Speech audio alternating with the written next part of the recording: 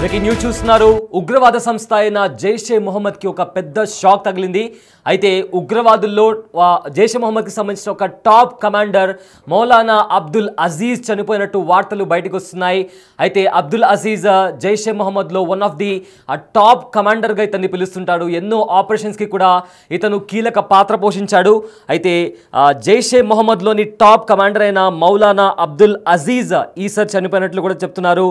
గుండెపోటుతో అతను చనిపోయినట్లు కూడా ప్రచారం నడుస్తుంది. కానీ నిజానికి వాస్తవానికి కారణం ఏంటనేది కూడా ఇంకా జైషే మొహమ్మద్ అఫీషియల్గా ప్రకటించలేదు.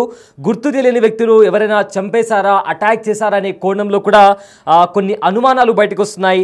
అయితే జైషే మొహమ్మద్ సంస్థలో అతి క్రూరుడిగా అబ్దుల్ అజీజ్ పేరు ఇప్పటికే చాలాసార్లు వినిపించింది. పంజాబ్ ప్రావిన్స్లోని బక్కర్ జిల్లాకు చెందిన బక్కర్ జిల్లాలో అబ్దుల్ అజీజ్ అక్కడే జన్మించాడు.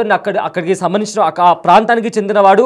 అయితే ఏదైతే మసూద్ అజహర్ అతని హెడ్ క్వార్టర్స్ కూడా ఈ బౌలలాంపూర్ ఏరియాలోనే ఉంటుంది. పహల్గామ్ ఉగ్రదాడి తర్వాత భారత త్రివిధ దళాలు పాకిస్తాన్లో, అదేవిధంగా పాకిస్తాన్ ఆక్రమిత కాశ్మీర్లో ఉగ్రవాద దాడులు చేసిన తర్వాత ఏదైతే మసూద్ అజహర్కి సంబంధించిన మద్రసా దగ్గర కూడా దాడి చేసింది బౌలలాంపూర్లో. అయితే ఇతను అదే ఏరియాలో అక్కడే ఇతని అంత్యక్రియలు జరుగుతున్నాయన్న వార్త కూడా బయటకు వస్తుంది.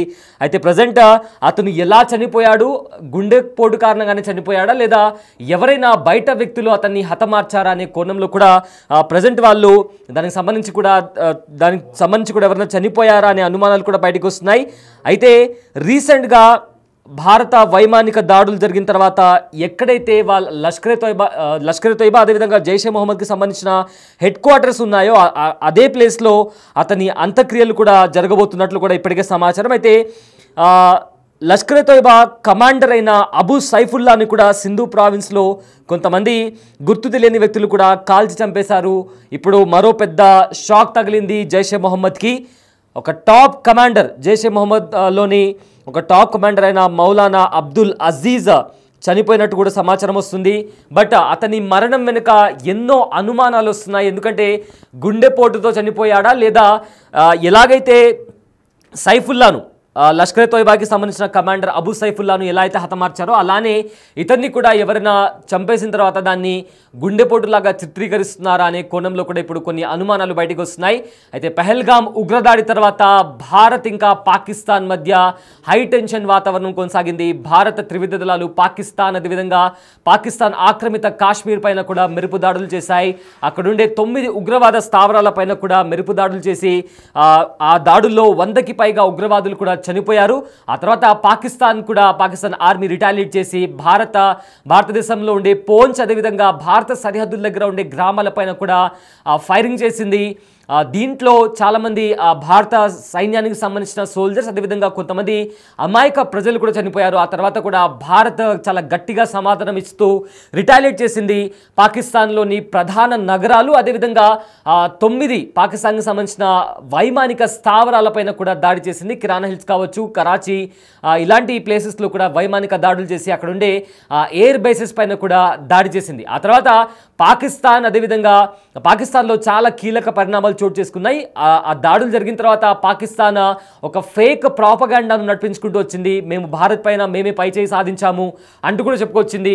ఆ తర్వాత మళ్ళీ అవును భారత్ మా మీద దాడి చేసిన మాట వాస్తవమే, ఏదైతే వైమానిక స్థావరాలపైన దాడులు చేశాయో ఆ దాడుల్లో కూడా చాలా వరకు కూడా యుద్ధ విమానాలు కూడా ధ్వంసమయ్యాయి అంటూ కూడా ఏకంగా షహబాజ్ షరీఫ్ కూడా బయటకు వచ్చి చెప్పినటువంటి పరిస్థితి కనిపిస్తుంది. ఆ తర్వాత ఏదైతే కిరాణా హిల్స్లో ఉన్న అణుస్థావరం పైన కూడా అంటే ఆ ప్రాంతంలో కూడా దాడి జరిగినట్లు కూడా అప్పట్లో సమాచారం బయటకు వచ్చింది. అయితే ఆ దాడుల్లో ఏదైనా న్యూక్లియర్ రేడియేషన్ లీక్ అయిందా అనే కోణంలో కూడా అప్పట్లో పెద్ద చర్చ నడిచింది. ఆ తర్వాత అమెరికా నుంచి ఒక సర్వేలెన్స్ ఫ్లైట్ వచ్చి అక్కడ నిజంగానే న్యూక్లియర్ రేడియేషన్కి సంబంధించి లీక్ జరిగిందా లేదా అనే కోణంలో కూడా దర్యాప్తు చేస్తుంది.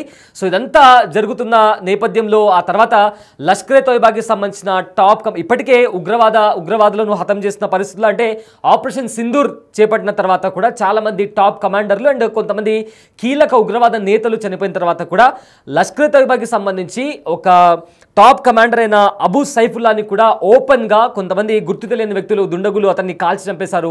ఆ తర్వాత మళ్ళీ జైషే మొహమ్మద్లోని ఒక టాప్ కమాండర్ మౌలానా అబ్దుల్ అజీజ్ కూడా చనిపోయాడు.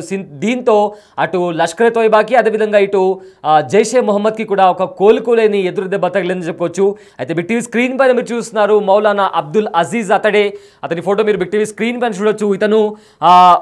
ఇతను జైషే మొహమ్మద్లో ఈ సంస్థలో జైషే మొహమ్మద్ అనే ఉగ్రవాద సంస్థలో అతి క్రూరుడిగా కూడా అబ్దుల్ అజీజ్కి పేరుంది. ఎన్నో ఆపరేషన్స్కి అంటే అమాయక ప్రజలపైన దాడికి చాలాసార్లు ప్రయత్నించాడు.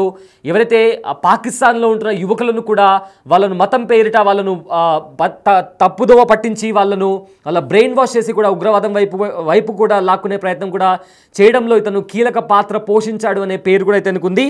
అయితే పంజాబ్ ప్రావిన్స్లోని బక్కర్ జిల్లాకు చెందినవాడు ఈ అబ్దుల్ అజీజ్. సో మొత్తం మీద పాకిస్తాన్లో ఒకవైపు ఏమో అంతర్గత యుద్ధం నడుస్తుంది అటు బలూచిస్తాన్తో, మరోవైపు ఏమో ఇక్కడ ఎవరైతే ఉగ్రవాదులు పాకిస్తాన్ పెంచి పోషిస్తున్న ఉగ్రవాద సంస్థలు జైషే మొహమ్మద్ ఆర్ లష్కర్ తోయిబా కావచ్చు, వీళ్ళకి సంబంధించిన టాప్ కమాండర్స్ ఆల్రెడీ ఆపరేషన్ సింధూర్లో చాలామంది చనిపోయారు.